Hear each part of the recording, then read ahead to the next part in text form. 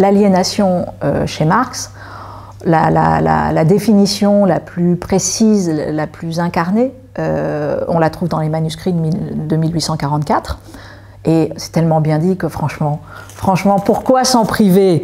Pourquoi s'en priver? Alors vous voyez très bien d'ailleurs comment l'aliénation est un processus de falsification, de perversion, d'inversion des valeurs. L'ouvrier devient d'autant plus pauvre qu'il produit plus de richesses, que sa production croît en puissance et en volume. L'ouvrier devient une marchandise d'autant plus vile qu'il crée plus de marchandises.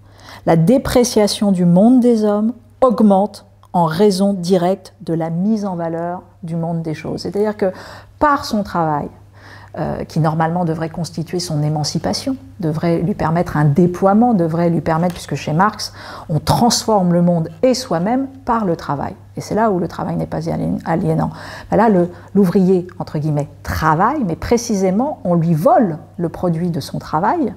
Cette objectivation, là, on lui vole, ce qui fait qu'il n'a plus de possibilité ni de se transformer lui-même, ni de transformer le monde. Et en fait, il travaille tout le temps, il n'est qu'une force de travail, et en fait, il ne vient jamais consolider son émancipation, mais au contraire la richesse des autres, etc., etc.